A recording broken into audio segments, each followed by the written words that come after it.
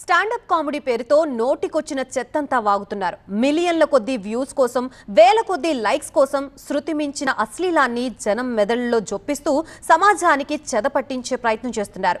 YouTuber Ranveer అల్హాబాడియా పైత్యంపై దేశవ్యాప్తంగా తీవ్ర విమర్శలు వ్యక్తమైన కోర్టులు సైతం కన్నెర చేసిన కొందరి తీరు ఏమాత్రం మారట్లేదు.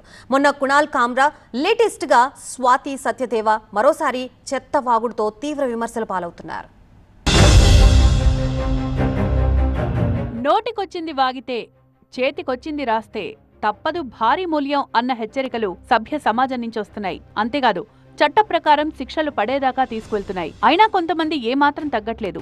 లేటెస్ట్ గా స్టాండప్ కమెడియన్ స్వాతి సత్యదేవ వివాదాస్పద వ్యాఖ్యలు చేసింది.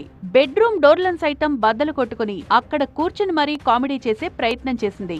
సెక్స్ టాయ్ తో తల్లికి దొరికిపోయానంటూ రాయడానికి చదవడానికి ఇబ్బందికరంగా ఉన్న ఎబ్బెట్టు కామెడీతో కాంట్రవర్సీ కొని తెచ్చుకుంది. ఇప్పుడు ఈ వ్యాఖ్యలే తీవ్ర దుమారం రేపుతున్నాయి. స్వాతి కామెడీపై నెటిజన్స్ విరుచుకుపడుతున్నారు. అత్యంత భయంకరమైన కామెడీ అంటూ కామెంట్లు చేస్తున్నారు. నవ్వించడానికి ఇంతలా దిగజారాలా అని ఆగ్రహం వ్యక్తం చేయడమే కాదు, ఫేమ్ కోసం పేరెంట్స్ ని ఇంతలా అవమానించడం దారుణమని మండిపడుతున్నారు. అంతకుముందు మరో స్టాండప్ కమెడియన్ కునాల్ కామ్రా కూడా వివాదాస్పద వ్యాఖ్యలతో వార్తల్లోకెక్కాడు. ఇప్పుడు కోర్టుల చుట్టూ తిరుగుతున్నాడు. మహారాష్ట్ర డిప్యూటీ సీఎం ఏక్నాథ్ షిండేతో మొదలుకొని ఆనంద్ మహేంద్ర వరకు అందర్నీ తన స్టాండప్ కామెడీకి వాడుకున్నాడు. షిండేపై ప్యారడీ పాట రాస్తే ఇన్ఫోసిస్ సహ వ్యవస్థాపకుడు నారాయణమూర్తి సతీమణి ప్రముఖ రచయిత్రి సుధామూర్తి మధ్యతరగతి మనిషిగా నడుస్తోందని సెటైర్లే వేశాడు. అలాగే సొంత కార్లను మెరుగుపరుచుకోవడం తప్ప అన్ని విషయాలపై మాట్లాడతారంటూ ఆనంద్ మహేంద్ర పైన కాంట్రవర్షియల్ కామెంట్స్ చేశారు కామ్రా. ఫలితంగా అతనిపై నమోదైన కేసుల విషయంలో అరెస్టు చేయొద్దంటూ కోర్టుల నుంచి ముందస్తు బెయిల్ తెచ్చుకుంటున్నాడు. అలాగే ఆ మధ్య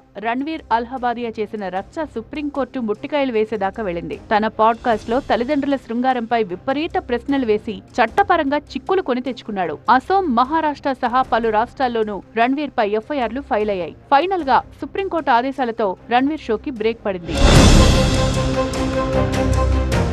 మొత్తంగా హద్దు దాటుతోన్న యూట్యూబర్లపై కఠిన చర్యలు తీసుకోవాలి అన్న డిమాండ్స్ ఎక్కువవుతున్నాయి. లైన్ క్రాస్ చేయాలంటే వణుకు పుట్టించేలా చేయాలంటున్నారు.